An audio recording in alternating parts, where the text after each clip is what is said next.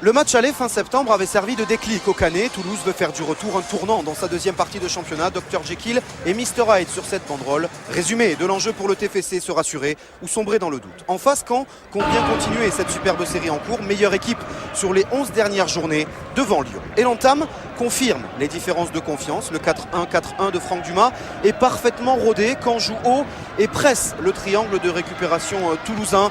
La première offensive justement, elle vient du cœur, elle est cannaise.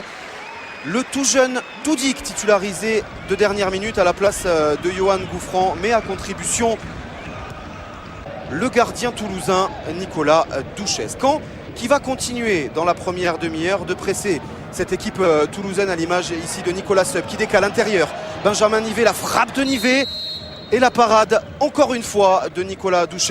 C'est le début d'un des fils conducteurs de ce résumé, de cette rencontre. Les coups de pied arrêtés avec cette première alerte sur les buts toulousains. La volée du jeune Julien Toudic qui est repoussé par le postérieur de Rémi Gomis. Franck Dumas pour l'instant n'a aucune raison de s'alerter. Son équipe maîtrise et pourtant 35e minute. Première offensive toulousaine, le corner de Salim Arash pour la tête de Nicolas Dieu. Ça fait 1-0 en faveur du Toulouse Football Club. 100% de réussite, 200e en Ligue 1 pour Nicolas Dieu qui fête donc cet anniversaire de la plus belle des manières. 35e minute, Toulouse mène 1-0.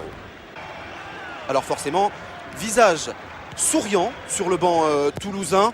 Les coups de pied arrêtés, toujours avec ce corner premier poteau. L'intervention de Nicolas Douches.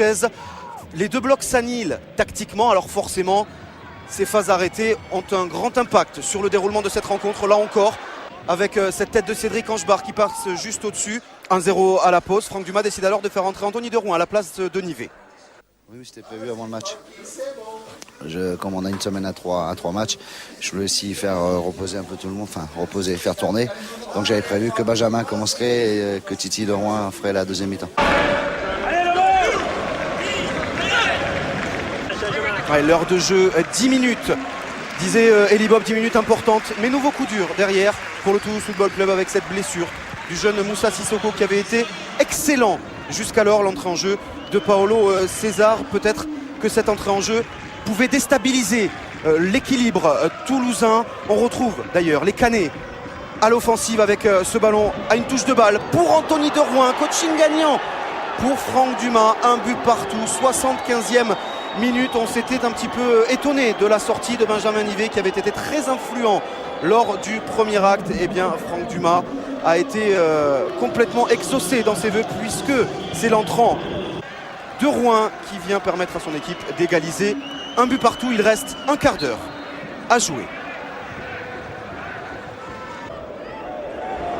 Et dès lors, forcément, Franck Dumas demande de la rigueur défensive et Libob demande de lui un petit peu plus de folie, de fantaisie dans ce calendrier qu'il sait compliqué. Une victoire serait bien évidemment très intéressante pour les Toulousains qui vont essayer en toute fin de match avec ces longs ballons à une touche de balle. Salim Arash pour Johan Elmander, il est en bout de course. Alexis Thébault, lui le troisième gardien canet, eh bien, est sur la trajectoire du ballon. On en restera là, de la tension côté toulousain dans cette fin de match. Regardez l'échauffourée entre un supporter et Brian Bergman.